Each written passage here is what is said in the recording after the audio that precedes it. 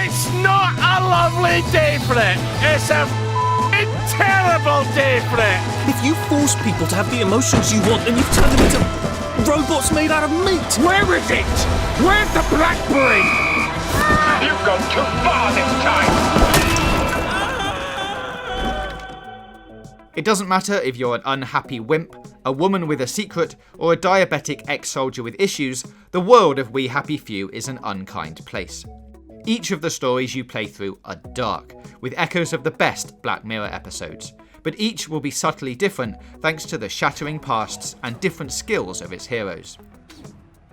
Each character has a main storyline and a smattering of side quests, and you'll guzzle everything. It's one of those games, like Dishonored 2, where you're distracted by every room, every ruined house, and anything that looks a little out of the ordinary, because it might just harbour another nugget of twisted environmental storytelling. Where are you? It's up there, isn't it? You start out as Arthur Hastings, a propaganda merchant who stops talking the compulsory antidepressant Joy, it's even pumped into the water supply, and goes looking for his brother. It's a world where Britain apparently agreed to give up its children to Germany at the end of the war, and one where stiff upper lip became mandatory, and where his intellectually disabled brother was taken away. To survive, you'll need to learn to craft with the scraps you can scavenge and steal, to fool the people and machines that hunt downers, and to fight to the death with an umbrella. This is Britain after all. Unlike a lot of games where people will turn a blind eye to you scrabbling through their bins or walking around carrying a blade, how you behave in We Happy Few matters. Not just that, how you look matters, and even if you can fake it. There are downer detectors dotted around towns and in people's homes ready to catch you, making you always on edge. Things are only a little more relaxed in the Garden District, a place of exile for people who aren't on Joy. There you won't get shouted at for running, but wearing your nice city clothes will make people aggressive, and looting a body or chest will have the mob after you. It makes you feel very aware of how odd a character rushing around, punching and stealing must look.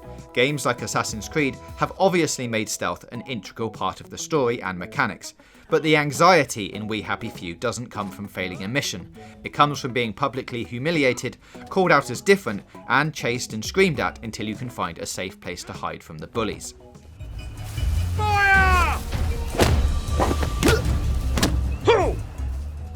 There are ways to level up and hide your motives with drugs and skills, but you'll always feel on edge, walking when you want to run and turning in the street to avoid trouble. Honestly, it was a relief when the mob was small enough that we could just beat them to death with a cricket bat. The three characters you'll play as, all broken in their own ways, stand up on their own and then some. It could have been a strong game with just one story, but the addition of characters Sally and Ollie is both generous and damn clever. I'm out of blackberry spud. Come back later. I need it now. Sorry, I don't have any now. You get to see the same people and places from different perspectives. With Sally, it's someone working with the system, albeit with their own shocking secrets to hide, as she does her best to keep her life stable while trying to supply the sinister constables with their favourite blackberry joy. Elements of her story mean that time and certain materials matter, and instead of a skill for tinkering, she's a master chemist who has to use her abilities to survive. Ollie is a brilliant fighter and mechanic, with a passion for extracting TNT from dud German bombs, but he's also a diabetic in a world without an insulin-stocked pharmacy on every, or any, corner. All three experiences are different, all three are excellent. Personally, we found Sally's the most affecting, for reasons too interesting to waste on a cheap spoiler here, but we suspect everyone will see it differently. The interweaving of the stories isn't a recycling job either, it's a narrative risk that pays off. There are times that this game isn't a comfortable one to play, but it feels important that a game is telling stories about just how effed up things get when you blindly follow government policies, block out anyone different, and stick a massive happy face on it. Spoiler, very effed up. Ollie. Why are you all wearing those ridiculous new masks? You should get one. They shape your face into a smile, and when you smile, you can't help being happy. Precisely because the story and the world stunned us so much, we can forgive some of the more technical issues that popped up here and there. A wonky frame rate, cookie cutter NPCs, Seriously, we must have seen the same old lady 100 times. And animation glitches were all dotted through our hours and hours and hours of gameplay. But at worst, they were a distraction, a tiny pinch on the arm from the real world.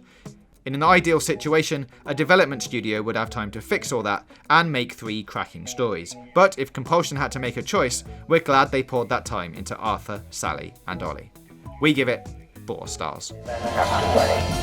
Sally? Arthur, we're practically the only 2 people in this entire city not stoned out of our minds on joy.